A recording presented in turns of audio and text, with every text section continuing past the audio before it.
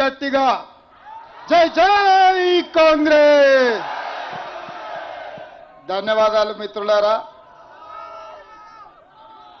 మీ మాట, మీ పిలుపు ఇక్కడున్న మాకే కాదు, ఫామ్ హౌస్లో వండుకున్న తండ్రి కొడుకులకు కూడా గుండెలు అదిరేలా వినిపించింది. రాయమత్ నగర్ కాంగ్రెస్ పార్టీ అభిమానులకు, ఎంఐఎం సోదరులకు, ఈ ఉప ఎన్నికల్లో మద్దతిచ్చిన సిపిఐ సిపిఎం కోదండరామ్ గారికి, ఈ रोज़ असदुद्दीन ओवैसी साहब कहने की वजह से हमारे साथी एमएलसी साहब यहाँ आके कांग्रेस पार्टी को मदद ऐलान किए, मैं शुक्रिया अदा करना चाहता हूं असद साहब को। आप सबको पता है, असेंबली में अकबरुद्दीन ओवैसी साहब ने कहा हम लोग हिमायत नगर गली में बचपन में घूमते हुए तब लोग समझे हम कुछ नहीं बनते, मगर मैं तेलंगाना रियासत के मुख्यमंत्री बना। अकबरुद्दीन ओवैसी साहब ने विपक्ष के नेता बनकर माइनॉरिटी और गरीबों का आवाज बनकर आज पूरा दुनिया में सब गरीबों के तरफ से आवाज उठा रहे।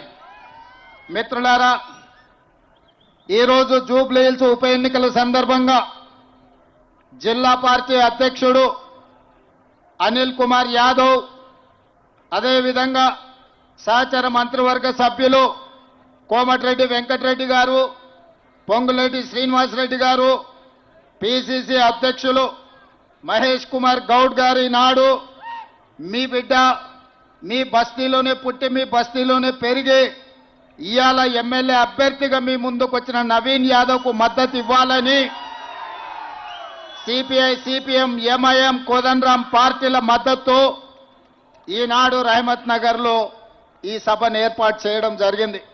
ఈ సభలో వేలాది మంది, ముఖ్యంగా మా ఆడబిడ్డలు వేలాది మంది ఈరోజు ఇక్కడికి వచ్చి కాంగ్రెస్ పార్టీని ఆశీర్వదించి రాబోయే ఎన్నికల్లో 30,000 మెజార్టీతోని జూబ్లీ హిల్స్ గడ్డ మీద కాంగ్రెస్ జెండా ఎగరేయబోతున్నారని చెప్పి నాకు సంపూర్ణమైన విశ్వాసం, నమ్మకం కలిగింది. మిత్రులారా, ఇవాళ బీఆర్ఎస్ నాయకులు ఒక మాట అంటున్నారు, ఉప ఎన్నికలు వచ్చినాయి, మా సిట్టింగ్ శాసనసభ్యుడు చనిపోయిండు, ఆయన చనిపోయిండు కాబట్టి ఆయన సతీమణిని గెలిపించండి అని. నేను ఒక మాట అడగదలుచుకున్నా. నేను ఈ సందర్భంగా నవయువకులకు గుర్తు చేయదలుచుకున్నా. 2007 సంవత్సరం ఈ ప్రాంతానికి, ఈ ప్రాంతమంతా జూబ్లీ హిల్స్, కుకట్పల్లి, కుత్బుల్లాపూర్, షేర్లింగంపల్లి, ఖైరతాబాద్ ఇవన్నీ నియోజకవర్గాలు ఒకే ఒక్క నియోజకవర్గంగా ఉండే అది ఖైరతాబాద్ నియోజకవర్గం. ఆ ఖైరతాబాద్ నియోజకవర్గానికి ఆనాడు కీర్తిశేషులు పి జనార్దన్ రెడ్డి గారు నాయకత్వం వహించి ఆనాడు జంట నగరాలలో ఇతర జిల్లాల నుంచి, ఇతర రాష్ట్రాల నుంచి ఎవరు ఉద్యోగ ఉపాధి అవకాశాలకి ప్రాంతానికి వచ్చినా వాళ్లకు నిలువ నీడనిచ్చి, ఉండడానికి ఆశ్రయం ఇచ్చి, ఉద్యోగ ఉపాధి అవకాశాలు ఇటు బాలనగర్, సనత్ నగర్ పారిశ్రమలలోనే కాదు హైటెక్ సిటీ ప్రాంతంలో ఉద్యోగ ఉపాధి అవకాశాలు కల్పించడు. ఆనాడు హైదరాబాద్ నగరాలలో ఈనాడు చెప్తున్న బస్తీలు ఏవైతే ఉన్నాయో ఈ బస్తీలలో తాగడానికి నీళ్లు లేక వారం రోజులకు ఒక్కసారి ఆనాడు నీళ్లు వచ్చేది. నీళ్ల కోసం గంటల కొద్దీ మా ఆడబిడ్డలు క్యూలో నిలబడేది. ఆనాడు ఈ ఆడబిడ్డల కోసం 2003, 2004 సంవత్సరంలో ఎండాకాలం వచ్చిందంటే పెద్దలు పి జనార్దన్ రెడ్డి గారు సచివాలయం ముందల వేలాది మంది ఆడబిడ్డలతోని కుండల ప్రదర్శన చేసి ఆనాటి ముఖ్యమంత్రి చంద్రబాబు నాయుడు గారి మీద ఒత్తిడి తీసుకొచ్చి ఈ నగరానికి కృష్ణానది జలాలను తాగడానికి తీసుకొచ్చి బస్తీలలో పేదల దాహార్తిని తీర్చండు. ఇవాళ ఈ ప్రాంత పరిశ్రమలే కాదు, ఈ ప్రాంతంలో జరిగిన అభివృద్ధి, మీకొచ్చిన కరెంటు కావచ్చు, మీకొచ్చిన రోడ్లు కావచ్చు, పేదవాళ్ళు గుడిసెలు వేసుకుంటే లక్షలాది ఇండ్ల పట్టాలు ఇప్పించిన గొప్ప నాయకుడు, పేదోళ్ళ గుండె ధైర్యం, పేదోళ్ళ దేవుడు పి జనార్దన్ రెడ్డి ఆనాడు ఖైరతాబాద్ నియోజకవర్గంలో గుండె ఆగి మరణిస్తే రాజకీయ ప్రత్యర్థి అయిన చంద్రబాబు నాయుడు గారు విజ్ఞత ప్రదర్శించండు. పి జనార్దన్ రెడ్డిని గుర్తించి పేదోళ్ల కోసం కొట్లాడిన పి జనార్దన్ రెడ్డి చనిపోతే ఆయన కుటుంబానికి ఏకగ్రీవంగా ఎమ్మెల్యేను చేద్దాం, మేం తెలుగుదేశం పార్టీ పక్షాన అభ్యర్థిని పెట్టడం లేదని ఆనాడు పెద్దలు జనార్దన్ రెడ్డి గారి కుటుంబానికి చంద్రబాబు నాయుడు మాట ఇచ్చి అభ్యర్థిని పెట్టలే. ఇక్కడి ప్రజలు పీజేఆర్ కుటుంబానికి ఏకగ్రీవం అవుతుంది అనుకున్న సందర్భంలో చంద్రబాబు నాయుడు రాజకీయ ప్రత్యర్థి అయిన పీజేఆర్ కుటుంబానికి అండగా నిలబడితే చంద్రశేఖరరావు ఈ ఎన్నికలలో సెంటిమెంట్ లేదు, ఈ ఎన్నికల్లో పీజేఆర్ కుటుంబానికి ఏకగ్రీవం ఇచ్చేది లేదు, ఎన్నికల్లో మేము నిలబడతామని కీర్తిశేషులు మీ అభిమాన నాయకుడు మీ గుండెల్లో ఈ రోజు కూడా గూడు కట్టుకున్న పీజేఆర్ కుటుంబం మీద అభ్యర్థిని పెట్టి ఎన్నికల్లో మద్దతు ఇవ్వమని పీజేఆర్ భార్య కుటుంబం కేసీఆర్ ను కలవడానికి ఇంటికెళ్తే 3 గంటలు ఇంటి బయట గేట్ బయట నిలబెట్టిన దుర్మార్గుడు కల్వకుంట్ల చంద్రశేఖరరావు, ఆయన కొడుకు కల్వకుంట్ల తారక రామారావు కాదా? మంచి సాంప్రదాయం. ఎవరైనా ఎమ్మెల్యేలు చనిపోతే ఆ కుటుంబానికి ఏకగ్రీవం ఇచ్చే సాంప్రదాయాన్ని తుంగలో తొక్కి ఉప ఎన్నికలు తెచ్చి ఈ ఖైరతాబాదే కాదు, పార్లేరులో రామరెడ్డి వెంకటరెడ్డి చచ్చిపోయినా, నారాయణఖేడ్లో కిష్టారెడ్డి చచ్చిపోయినా, ఆనాడు పార్లేరులో రామరెడ్డి వెంకటరెడ్డి సతీమణి నించుంటే ఆ సతీమణికి వ్యతిరేకంగా అభ్యర్థిని పెట్టి ఎన్నికల్లో ఓడించింది కేసీఆర్ కాదా? నేను ఇవాళ అడుగుతున్న తండ్రి కొడుకులను, ఆనాడు మీకో నీతి, ఈనాడు మాకో నీత? నీ జాతికి అసలు నీతి ఉందా? ఒకవేళ నీ జాతికి నీతి ఉంటే ఆనాడు పీజేఆర్ మీద పోటీ పెట్టినందుకు రైమత్ నగర్ చౌరస్తాలో ఎస్పీఆర్ కాలనీలో ముక్కు నేలకు రాజీ ప్రాంత పేదోళ్లకు క్షమాపణ చెప్పిన తర్వాత బీఆర్ఎస్ దరిద్రులు ఓటు అడగాలి. ఇవాళ మిత్రులారా మీరు ఆలోచన చేయండి. మా అమ్మలక్కలకు నేను విజ్ఞప్తి చేస్తున్నా, అక్క ఇవాళ ఆడబిడ్డని ఆదుకోండి, ఆడబిడ్డ కన్నీళ్లు చూడండి అని కేటీఆర్ చెప్తున్నాడు. వాస్తవమే, ఆడబిడ్డ ఎవరికైనా ఆడబిడ్డనే కదా. నీ సొంత ఇంటి ఆడబిడ్డ, నీ తోడ పుట్టిన ఆడబిడ్డ, నీ సొంత చెల్లెల్ని నీ తండ్రి సంపాదించిన ఆస్తిలో వాటా ఇవ్వాల్సి వస్తుందని సొంత చెల్లెల్ని మెడలు పట్టి బయటికి గంటిన కసాయుడు ఎవడని ఉన్నాడంటే వాడు కేటీఆర్ కాదా అని నేను అడుగుతున్నా. తండ్రి సంపాదించిన ఆస్తిలో వాటా ఇవ్వాల్సి వస్తుందని సొంత చెల్లెల్నే ఇంట్లోకెళ్ళి మెడలు పట్టి దొబ్బిన నీచుడెవడని ఉన్నాడంటే కేటీఆర్. సొంత చెల్లెలకు బుక్కెడు అన్నం పెట్టనోడు చిన్నమ్మ బిడ్డ కంట బంగారు గాజులు చేపిస్తాడంట. ఈయనంట మాగంటి సునీతమ్మని ఆదుకుంటాడంట. నేను అడగదలుచుకున్న మా అక్కల్ని, అమ్మా మీ సొంత అన్ననే ఒకవేళ మిమ్మల్ని ఇట్లే అవమానిస్తే ఊరుకుంటారా, సలాకి కాల్చి వాత పెడతారా? మీరు ఒక్కసారి ఆలోచన చేయండి.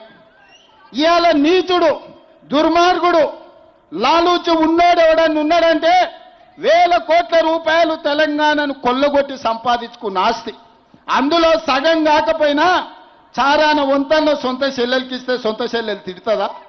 ఇవాళ సొంత చెల్లెలు ఆదిలాబాద్ నుంచి మొదలు పెడితే అలంపూర్ వరకు తిరిగి నన్ను మా అన్న వీధిన పడేసిండు, నా తండ్రి సంపాదించిన ఆస్తిలో సిల్లి గవ్వ నాకు ఇయ్యలేదు, ఈయన్ని బొందబెట్టురని సొంత చెల్లెలే తిరుగుతుంది.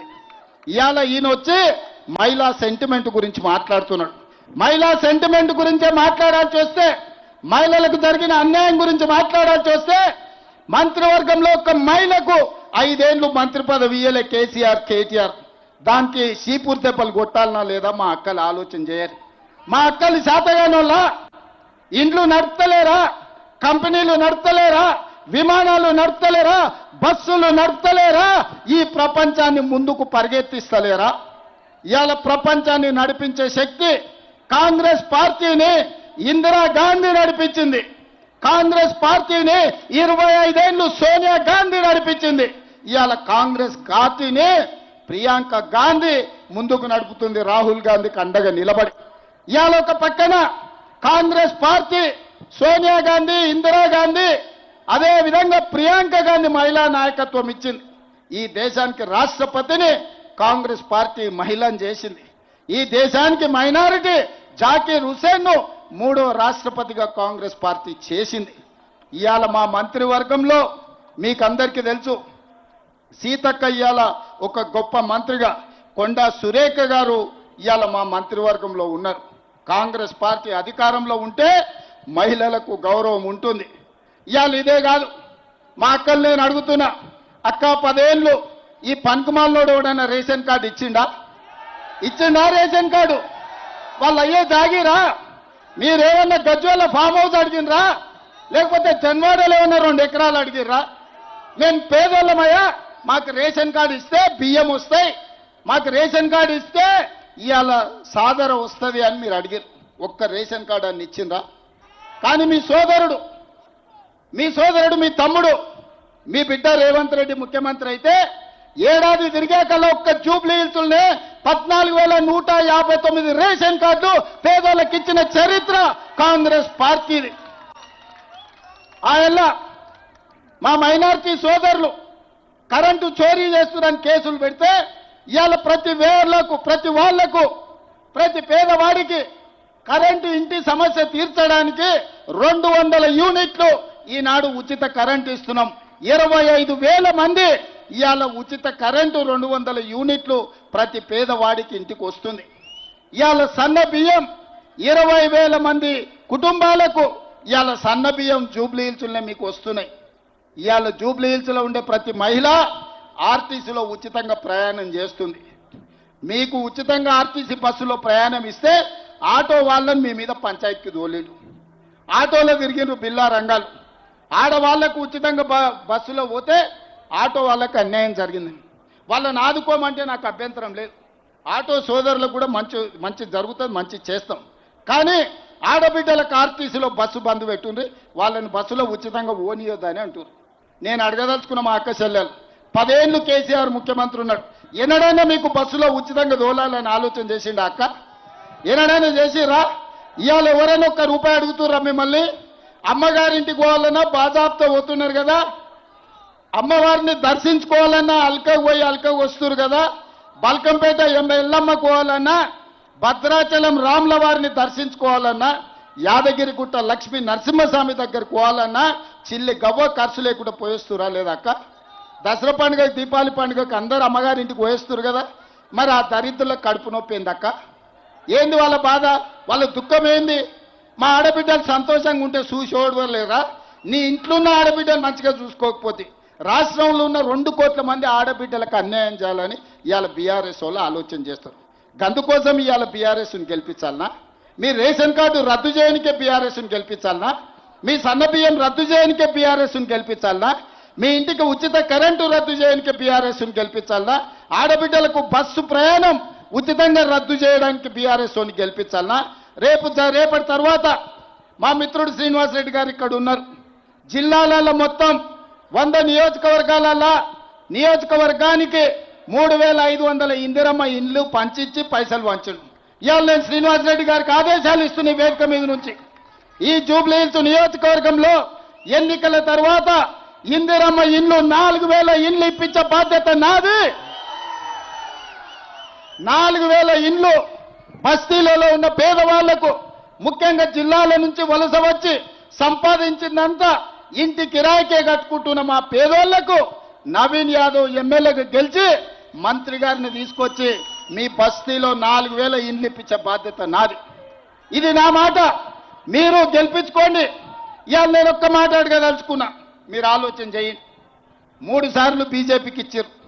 2014, 2019, 2023 3 సార్లు బీజేపీ ఎంపీని గెలిపించారు. 2014, 2018, 2023 బీఆర్ఎస్ ఎమ్మెల్యేని గెలిపించారు. మీ సమస్యలు తీరినాయా? ఇవాళ కేటీఆర్ గల్లీలకు వచ్చి అయ్యో పాడు ఇక్కడ మట్టి ఉన్నది, అయ్యో ఇక్కడ చెత్త ఉన్నది అని అంటున్నారు. ఆ చెత్త నా కొడుకే మున్సిపల్ మంత్రి ఉన్నాడు కదా 10 ఏళ్ళు.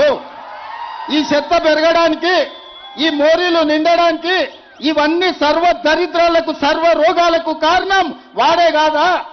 ఆ మున్సిపల్ చెత్తకుని కాడ కట్టేయండి ఒకరోజు, అప్పుడు తెలుస్తుంది. 10 ఏళ్ళు మంత్రిగా ఉండి బలిచి బెంచ్ కార్లలో తిరిగిండు. ఇవాళ బెంచ్ కారు పంచర్ అయ్యి షెడ్డుకు పోయిందని ఆటోలలో తిరిగి మీ ముందర నటిస్తున్నాడు.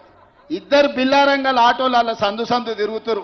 ఏ ఇల్లు బాగుందో ఏ రాత్రి దుంకి కొల్లగొడతామో అని. ఏదన్నా వదిలినరా?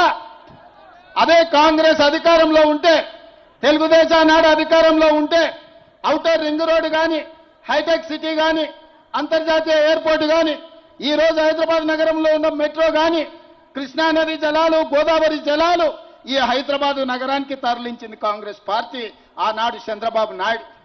నేను ఇవాళ అడుగుతున్నా, 10 ఏళ్ళు ముఖ్యమంత్రిగా ఉన్న చంద్రశేఖరరావు, 10 ఏళ్ళు మున్సిపల్ మంత్రిగా ఉన్న కేటీఆర్ హైదరాబాద్కి ఏం తెచ్చిండో చెప్పమని నేను అడుగుతున్నా.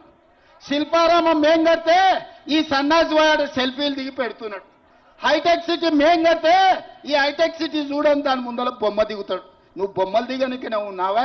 10 ఏళ్ళు మంత్రిగా ఉన్నావు, గాడిద పండ్లు తవ్వినవా? మేము హైటెక్ సిటీ కడితే, మేము ఔటర్ రింగ్ రోడ్ వేస్తే, మేము అంతర్జాతీయ ఎయిర్పోర్ట్ కడితే, మేము ఐటీ కంపెనీలు అందిస్తే, మేము ఫార్మా కంపెనీలు అందిస్తే, మేము మెట్రో రైలు తీసుకొస్తే కేసీఆర్, కేటీఆర్, హరీష్ ఏం తెచ్చిరే? జన్వాడలో 100 ఎకరాలలో వార్డ్ ఫామ్ హౌస్ కట్టుకున్నాడు. గజ్వేల్లో 1000 ఎకరాలలో కేసీఆర్ ఫామ్ హౌస్ కట్టుకున్నాడు. మోయినాబాద్లో 50 ఎకరాలలో హరీష్ రావు గారు ఫామ్ హౌస్ కట్టుకున్నాడు. కల్వకుంట్ల కవిత శంకర్పల్లి దగ్గర ఫామ్ హౌస్ కట్టుకుంది. ఇది నిజమా కాదా? ఒకవేళ ఇది అబద్ధమని కేటీఆర్ అంటే 48 గంటలలో 100 బస్సులు పెడతా జూబ్లీ హిల్స్లో. ఈ 4 ఫామ్ హౌసులు మిమ్మల్ని తిప్పి చూపిస్తా. ఎక్కడికి వెళ్ళి వచ్చింది ఈ సొమ్ము? ఎక్కడ సంపాదించారు? రబ్బర్ చెప్పులు లేనోళ్ళు 100 ఎకరాల ఫామ్ హౌసులు వచ్చినాయి. ఎవనే జాగీర్ అది? ఏడుకెళ్ళి సంపాదించారు ఇవాళ చెప్పమని నేను అడుగుతున్నా. ఇవాళ వాళ్ళు పేదోళ్ళని మభ్య పెట్టాలని, సానుభూతి పొందాలని చూస్తున్నారు. అదేవిధంగా ఆటలో అరటిపండు, సందెట్లో సడేమియా, నా గర్కా నా ఘాట్కా, జో గదా హై ఓ బీజేపీ, నా గర్కా నా ఘాట్కా, धोबी का गधा ना घर का घाट के ना घाट का बोले। मगर आज बीजेपी का जो उम्मीदवार है, ना घर का ना घाट का, वो गधे को आज डिपॉजिट भी नहीं मिलने वाला है, क्योंकि ये लोगों का, दोनों का फेविकल बंधन है। हमारे माइनॉरिटी भाइयों से मैं एक ही गुजारिश करना चाहता हूं, भाई मैं हमारे अजहर भाई को मैं मंत्री बनाया, क्या तकलीफ है उनको, क्या सरदर्द है उन लोगों का? किशन रेड्डी साहब जाके दरखास्त दी है इलेक्शन कमीशन को, अजहर भाई को मंत्री नहीं बनाना है। भाई तुम कैसे भी नहीं बने, तुम कुछ नहीं दिए। कांग्रेस सरकार राहुल गांधी अजहरुद्दीन को इंडिया में, इंडिया के खिलाड़ी वर्ल्ड कप जिता के अपने नाम रोशन किए, जो खिलाड़ी है देश का नाम पूरे दुनिया में रोशन जो किया, उन्होंने आज हमारा मंत्री है। हम लोग गर्व से कहना, हमारा हैदराबाद शान आज मंत्री बन गए। अगर उनको तारीफ नहीं किए तो नहीं किए, मगर खिलाफ करने का क्या जरूरी था? किशन रेड्डी साहब, किसके लिए आप, किसको मदद देना चाह रहे? हमारे माइनॉरिटी लोग कोई भी बीजेपी को वोट देने वाला नहीं है। फिर सब सारे कांग्रेस को, देश को, उसको क्या तकलीफ है? इसमें विभाजन लाके कुछ वोट आप बीआरएस को दिलाने के लिए कोशिश कर रहे हैं। ये मंत्री नहीं बनाए तो कुछ वोट है, कुछ वोटर्स, अरे भाई हमारे माइनॉरिटी मंत्री नहीं बनाया रेवंत रेड्डी साहब, इसीलिए हम कार को कुछ और डाल लेंगे। कार को मदद करने के लिए आज किशन रेड्डी साहब कोशिश कर रहे हैं। मैं ये मन से यही पूछना चाहता हूं, किशन रेड्डी जी, आपका बाप का जागीर मैं कुछ नहीं मांगा, आपका बाप का जागीर कुछ खींच के अजहर को नहीं दिए।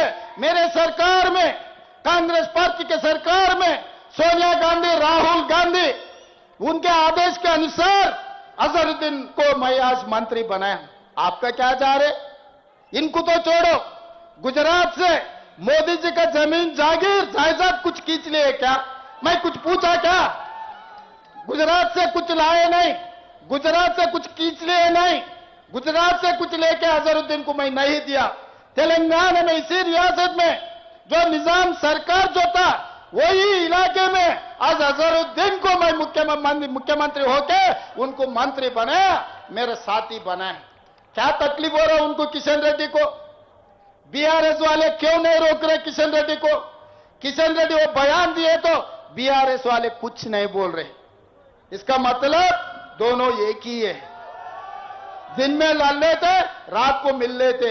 अलई बलई रात को दिन में लड़ाई झगड़ाई, ये मामला हो रहा है। माइनॉरिटी भाइयों, आप लोग सोचो, मैं कुछ बोलने का नहीं है, आप लोग सोचो।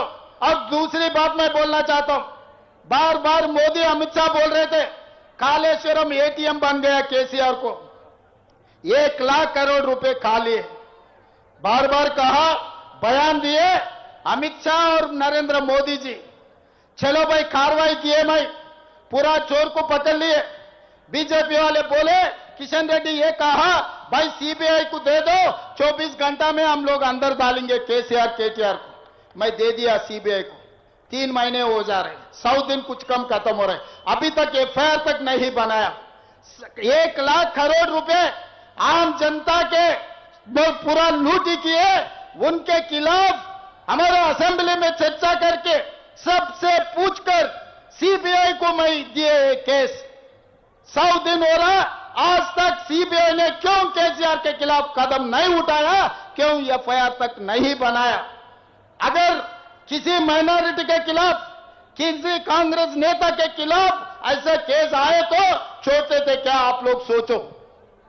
और फार्मूला ई रेस, कारों का कार रेस में 40-50 करोड़ रुपए केटीआर ने लूट लिए। हैदराबाद में कार चलाया, सरकार के पैसे खा लिए। उसका भी कार्रवाई करने के लिए, जेल को भिजाने के लिए, चंचलगुड़ा में खाना खिलाने के लिए गवर्नर का परमिशन जरूरत है। 2 महीने हो जा रहा, मैं गवर्नर को परमिशन पूछकर, तेलंगाना सरकार ने तेलंगाना गवर्नर को केटीआर को अंदर डालने के लिए परमिशन पूछ के 2 महीने हो रहा, आज तक मुझे परमिशन नहीं मिला। हमारे माइनॉरिटी भाइयों से, यहां के नौजवान युवता से मैं एक ही बात पूछना चाहता हूं, 1 लाख करोड़ रुपए लूटे जो केसीआर को सीबीआई क्यों नहीं पकड़ रहा है? मोदी जी क्यों रोक रहे? होम मिनिस्टर अमित शाह क्यों केसीआर को बचा रहे? और 50 करोड़ रुपए लेके कार घुमाने के लिए जो परमिशन दिया, उनका बेटा केटीआर, उनको अंदर डालने के लिए मैं गवर्नर साहब को परमिशन पूछा, आज तक नहीं मिला। फिर बाप 1 नंबर, बेटा 10 नंबर निकला। फिर मोदी जी पकड़ेगा कब? चोरों को पकड़ेगा कब? आप लोग सोचो। इसीलिए आज आप गलतफहमी से, कुछ इमोशनल होके, सेंटिमेंट सोच के अगर बीआरएस कार निशाने को वोट डाले तो हैदराबाद में वो दिखेगा कार का निशान। कार यहां से निकले, दिल्ली गया, मोदी गली में घुस गए, उसके बाद कमल बन जाएंगे।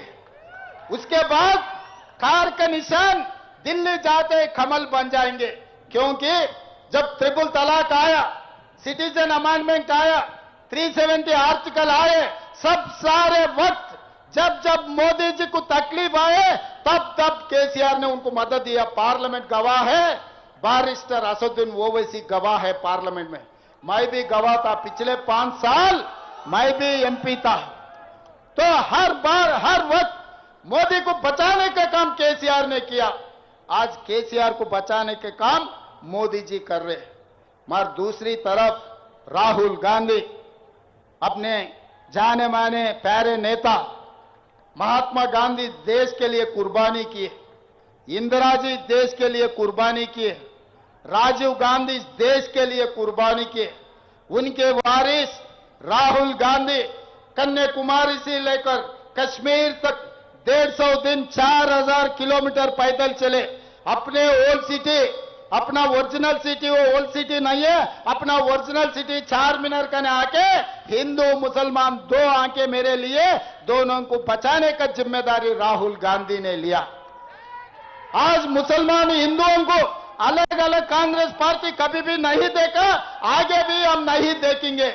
आप लोगों को भैया, आप लोगों को आपके भला के लिए जो करना है हम करेंगे, उसके नेतृत्व में हम लोग काम कर रहे हैं। भाई आप लोग सोचो, ये वोट नवीन के लिए, मेरे लिए नहीं, गांधी परिवार के लिए, इस देश के लिए जो कुर्बानी किए, जो आखिरी बूंद तक इस देश के लिए जो जान दिए, उनके परिवार को आप लोग वोट दे रहे। इस हिंदुस्तान के राष्ट्रपति जाकिर हुसैन को किसने बनाया? आप लोग सोचो। इसीलिए आज मोहम्मद अजहरुद्दीन को जो मंत्री बनाए, सलमान खुर्शीद जी को जो मंत्री बनाए, आजाद साहब को मंत्री बनाए, अहमद पटेल साहब को बड़े बड़े कुर्सी में बिठाए, ये सब सारे कांग्रेस है तो मुसलमान है, कांग्रेस है तो आपकी इज्जत है। जब कांग्रेस नहीं है अब कुछ नहीं है। भाई अगर इस चुनाव में जो नवीन यादव को मैं टिकट दिया, पहली बार मैं नहीं दे रहा हूं, पहली बार इनको टिकट किसने दिया? बारिस्टर असदुद्दीन ओवैसी ने 2014 में इनको टिकट दिया। आपके गली के लड़कों को किसने पहचाना? पहले असदुद्दीन ओवैसी ने, जिसको असदुद्दीन ओवैसी 2014 में टिकट दिए, 2025 में कांग्रेस पार्टी टिकट दिए। आप लोगों का जिम्मेदारी है। लोग आएंगे, भटकाएंगे, अच्छा अच्छा भाषण बोलेंगे, बिरयानी खिलाएंगे, शेरवानी पहन के आएंगे, मगर पेट में तो हथियार है, पेट में गले मिला रहे मोदी जी से। धोखा देने के लिए नया नया रूप से लोग आएंगे। देखकर बचकर रहना उन लोगों से। एक ही बात मैं తెలుగులో మాట్లాడదలుచుకున్నా, కిషన్ రెడ్డి గారు, ఇవన్నీ చర్చలు కాదు, నేను సూటిగా సవాలు విసురుతున్నా. మీడియా మిత్రులను కూడా ఇదే విషయాన్ని రేపు వార్తల్లో రాయాలి. ఆనాడు కాళేశ్వరం ప్రాజెక్టు సంబంధించి నరేంద్ర మోడీ గారు, అమిత్ షా గారు ఈ రాష్ట్రంలో పర్యటనకు వచ్చినప్పుడల్లా కాళేశ్వరం కేసీఆర్ కు ఏటీఎం గా మారింది, 1,00,000 కోట్లు కొల్లగొట్టిందని ప్రధానమంత్రిగా, హోంమంత్రిగా మీరు ఎన్నోసార్లు ఈ రాష్ట్రంలో మాట్లాడారు. కాళేశ్వరం కట్టడం, కాళేశ్వరం కూలడం 3 ఏళ్లలో జరిగిపోయింది. 1,00,000 కోట్ల రూపాయలు ఈ రోజు గోదావరిలో కలిసిపోయినాయి. దాని మీద జ్యుడిషియల్ కమిషన్ వేసి నివేదిక తెప్పించి కేసీఆర్, హరీష్ రావు దోషులు, వాళ్ళ మీద చర్యలు తీసుకోవాలని ఇస్తే ఆ విషయాన్ని అసెంబ్లీలో చర్చించి సిబిఐకి పంపించినాం. సెప్టెంబర్ 1 నాడు కేంద్ర ప్రభుత్వానికి కేసీఆర్, హరీష్ మీద సిబిఐ కేసులు కట్టి అరెస్టు చేయమని మేము పంపించినాం. కిషన్ రెడ్డి గారు అంతకుముందు అన్నారు, మాకివ్వండి సిబిఐకి 48 గంటల్లో తండ్రి కొడుకులను చెర్లపల్లి చెంచల్గూడ జైలుకు పంపిస్తామని. నేను ఈనాడు సూటిగా సవాలు విసురుతున్నా కిషన్ రెడ్డి గారికి, మీరు చెప్పింది నిజమైతే, మీరు కేసీఆర్ కు లొంగిపోకపోతే, మీరు వాళ్ళు ఒక్కటి కాకపోతే, బీఆర్ఎస్ బీజేపీ ఫెవికల్ బంధనం ఒక్కటి కాకపోతే ఎప్పుడు అరెస్టు చేస్తారో 11 తారీఖు లోపల సిబిఐ ఎఫ్ఐఆర్ చెయ్యాలి, కేసీఆర్, హరీష్ ను అరెస్టు చెయ్యాలి. ఇదే కాదు, కేటీఆర్ ఫార్ములా ఈ రేస్ పేరు మీద కార్లు తిప్పి కాంట్రాక్ట్ ఇచ్చి ఎలక్టోరల్ బాండ్స్ 50 కోట్లు కంపెనీ నుంచి వసూలు చేసింది. ఆధారాలతో సహా ఏసీబీ కేసు కట్టి అరెస్టు చేయడానికి గవర్నర్ని అనుమతి అడిగితే 2 నెలల నుంచి గవర్నర్ దగ్గరనే ఫైల్ ఆగిపోయింది. మరి నేను ఇవాళ అడుగుతున్న కిషన్ రెడ్డి, కేంద్ర మంత్రి మీరు ఎందుకు కేసీఆర్, హరీష్ ను కాళేశ్వరంలో కార్ల రేసుల్లో కేటీఆర్ ను అరెస్టు చేయడానికి మీరు ఎందుకు అనుమతిస్తలేరు? మీ చీకటి ఒప్పందం ఏంది? మీ గూడు పుటానేంది? ఈ ఎన్నికల్లో మీరు ఆత్మహత్య చేసుకొని బీఆర్ఎస్ ను గెలిపించాలని కుట్ర చేస్తలేరా? ఎందుకంటే రేపు బీఆర్ఎస్ బీజేపీలో విలీనం అవుతుంది. ఇది నేను చెప్పలే, కేటీఆర్ సొంత చెల్లెలు చెప్పింది. నేను జైల్లో ఉన్నప్పుడు బీఆర్ఎస్ ను బీజేపీలో విలీనం చేస్తామంటే నేను ఒప్పుకోలేదు, అందుకే నన్ను పార్టీలకు వెళ్ళి ఎలగొట్టిరని. అందుకే సోదరులారా, ఇవాళ ఏ రూపంలో వచ్చినా, మీరు ఏ రకంగా చూసినా బీఆర్ఎస్ కేసే ప్రతి ఓటు అది బీजेपी కేసినట్టే. हमारे माइनॉरिटी भाइयों से एक ही गुजारिश है, आप लोग समझ रहे, आप कार निशाने को बीआरएस कोड डाल रहे, नहीं, उसके पीछे है मोदी जी, किशन रेड्डी जी. आप वहां देखो, कार के निशाने में मोदी जी बैठा हुआ है, कार को चला रहे, कार के स्टीयरिंग मोदी जी के हाथ में है. इसीलिए आप लोग जब वोट देने के लिए जा रहे हैं, आप लोग सोचो, इस देश के लिए मोदी जी का जरूरत है, राहुल गांधी जी का जरूरत है.